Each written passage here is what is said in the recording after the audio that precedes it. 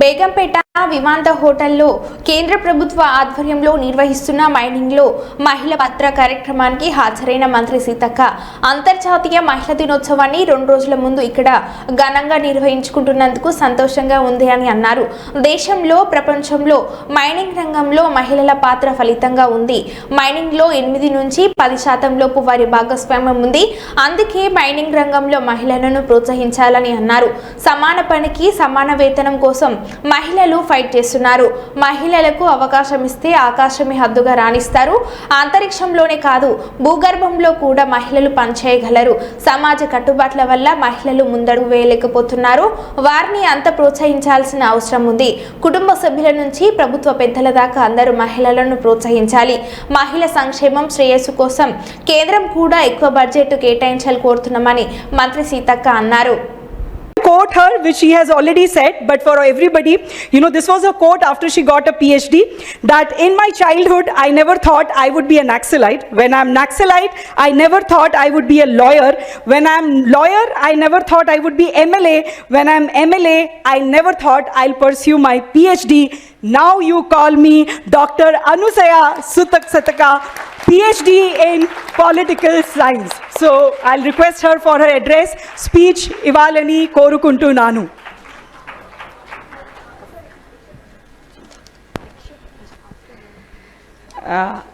అందరికీ హృదయపూర్వక శుభాకాంక్షలు. అదేవిధంగా పెద్దలు respected minister for coal and mines Shri G Kishan Reddy గారు అండ్ సతీష్ చంద్ర గారు, ఫరీదా నాయక్ గారు, మమతా వర్మ ఐఎస్ గారు, అదేవిధంగా సునీతారాయ్ గారు, లోకా పవని గారు, అదేవిధంగా నిరుపమ కోటూర్ గారు,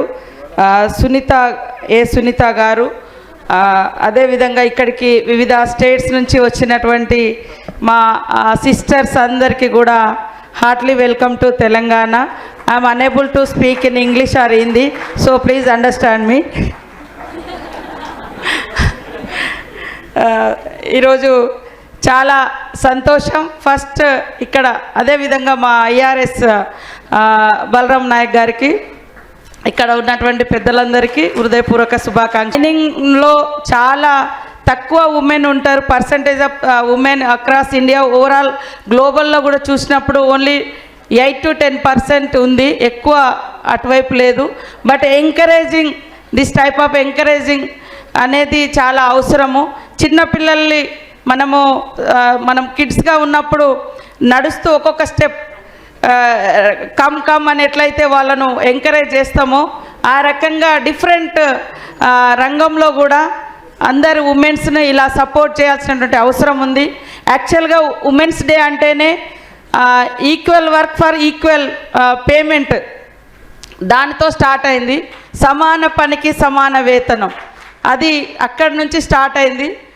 బట్ ఇప్పటికి కూడా we are facing discrimination in work place also.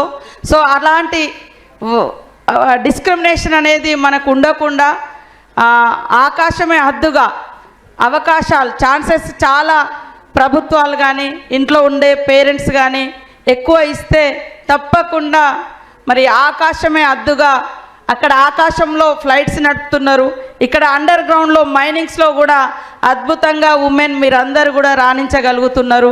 తప్పకుండా ఇంకా సక్సెస్ కావాలని ఈ యొక్క ఇంటర్నేషనల్ ఉమెన్స్ డే సందర్భంగా ప్రతి ఒక్కరం ప్రతిజ్ఞ చేద్దాం. మా అందరికీ సపోర్టుగా మేల్ అంటే మగవాళ్ళందరూ కూడా తప్పకుండా ఉమెన్ ఎంకరేజ్ చేయాలి, ఎంపవర్ చేయాలి, సపోర్టుగా ఉండాలి.